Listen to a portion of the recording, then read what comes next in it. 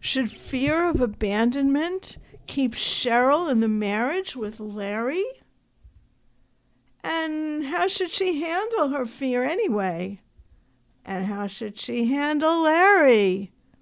Hey, we're going to answer all that and more from Dr. Deb. That's me.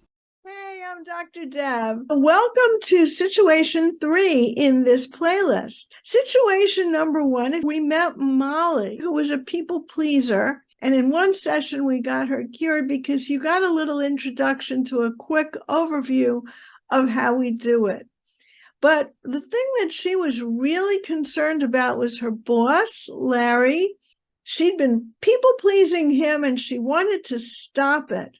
In situation 2, we met Larry, who started to worry greatly, and it finally led him to therapy. Right now, we're going to focus on Cheryl, his wife. Situation 3 is all about a person who has a fear of abandonment, although Cheryl didn't know that. She had no technical term for what bothered her. She just knew that she would tolerate an endless amount of pain from Larry, her husband.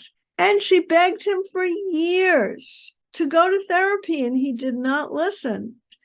And why is it that it never worked when she tried to get him into therapy? Well, I will start right there. Larry was governed by his parts most of his life, as so many people are. His true self never shined. I want to review an important characteristic of parts, which is that they can't receive. When a person is governed by a small part of him that seems to take over him or her, such as anger or just a fear of being vulnerable, an unwillingness to open the door to his heart and let anyone in.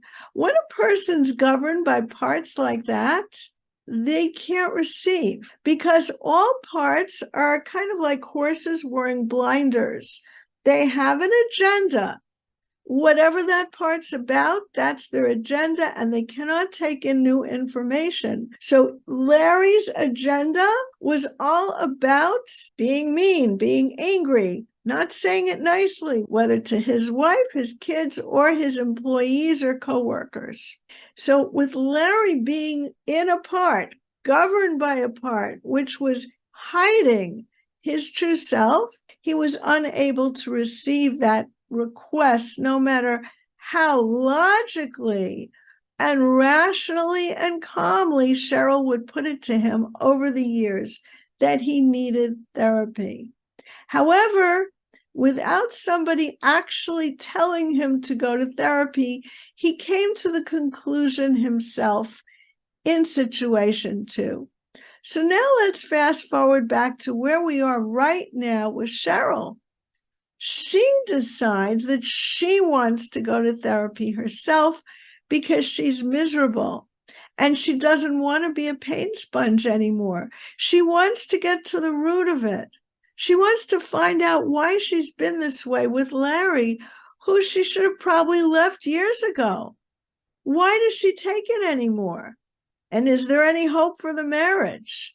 They have kids. She really doesn't want a divorce. She wants to give them a nice, stable home, but can she? She doesn't know.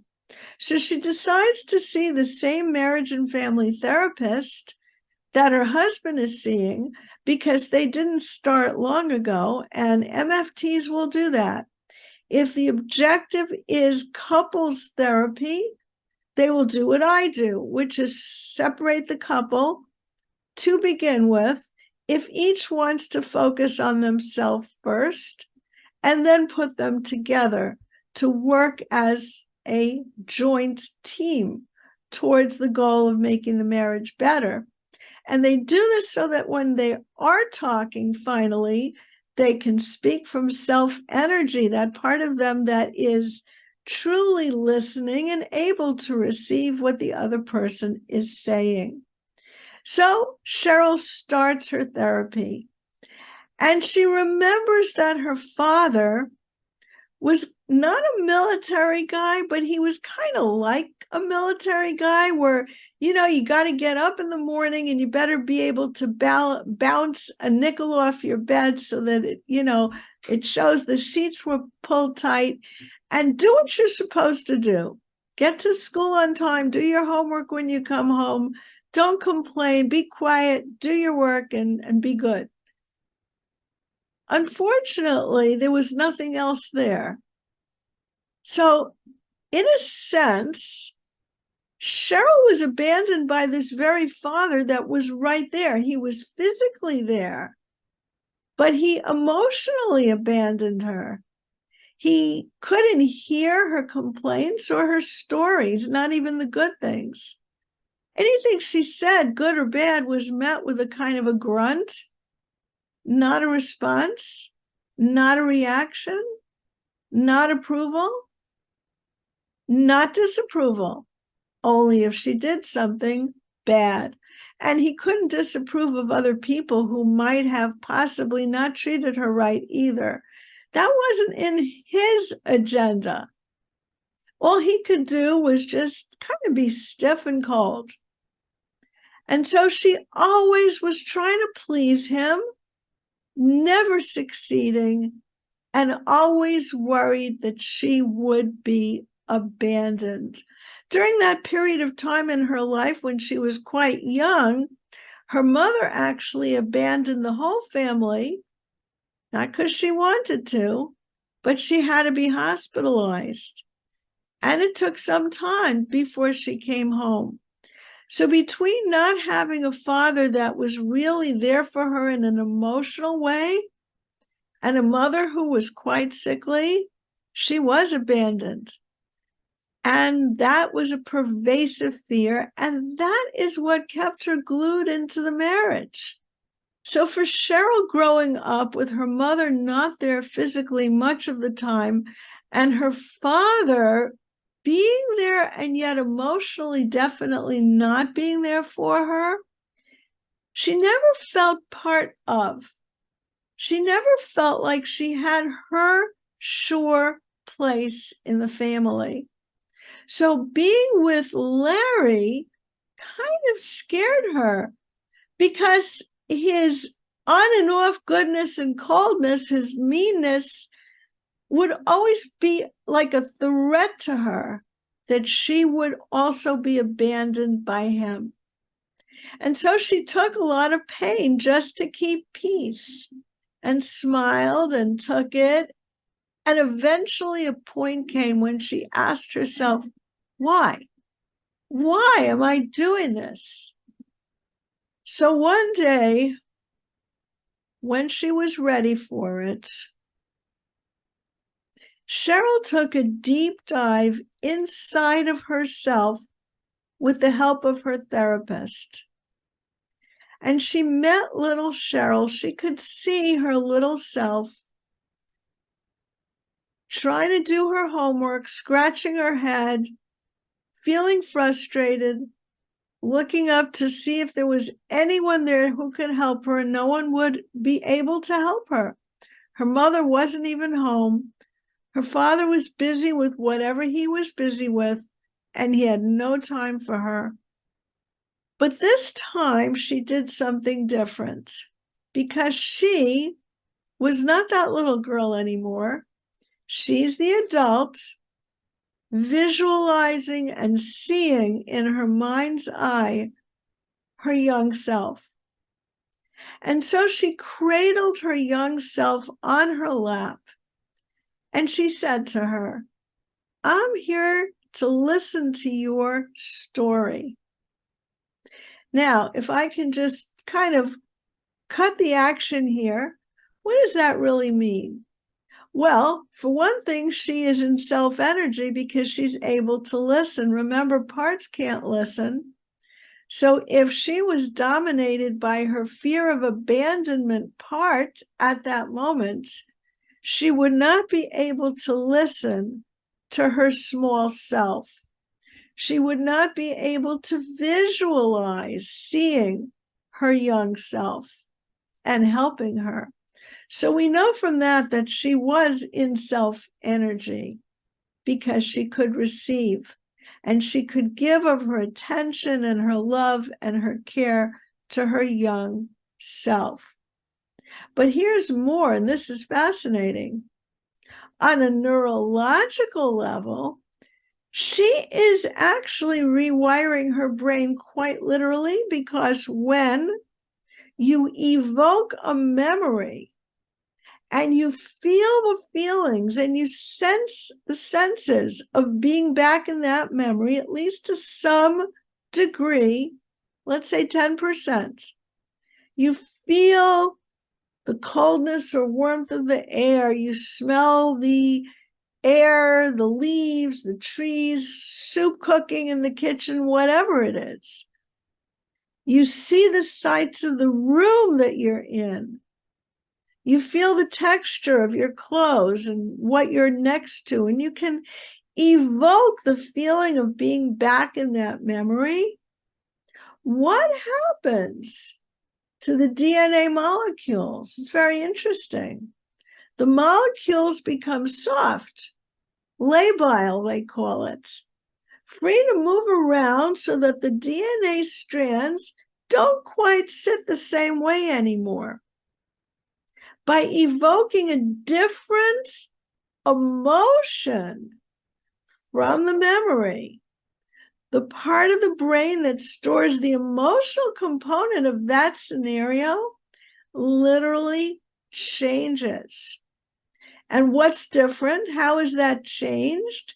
Because she's being warm and loving to the little Cheryl inside of her, and she's listening. Little Cheryl never had someone listen, and she can feel herself listening to her younger self. And so the memory actually changes in her brain. And that is part of the healing. And she's not only listened and validated the experience of little Cheryl, but from her adult place in the world, she's telling her also, you deserve better. You were a good girl. You did nothing wrong. Our father just didn't have the skills or the heart for his reasons to be the parent that he needed to be for us, but we're going to be okay anyway. And so the emotional experience, not only of being listened to, but that little Cheryl's feelings got validated by herself. Grown-up Cheryl, who's right there, physically right there, is an amazing healing experience that literally, on a brain level, beats out another person, such as a therapist, being the witness and the validator. It beats it out because your own DNA strands are actually changing. Your emotional tone of your memory is changing. That's very powerful. So that's part of what Cheryl did in therapy. Now, what's so interesting with Cheryl and Larry is that Cheryl wanted very, very much to have a good relationship with Larry. It's not that she felt love for him, but she remembered feeling love for him way back when they got married. And so you might ask the question, well, then why did Larry change? If he was loving to her at one time, then he had that capacity. Why did he allow his parts, his mean parts, to direct him? And the answer is that in the very beginning of their marriage, he did not feel threatened. So he was not triggered to have his protectors come and jump up in front of him.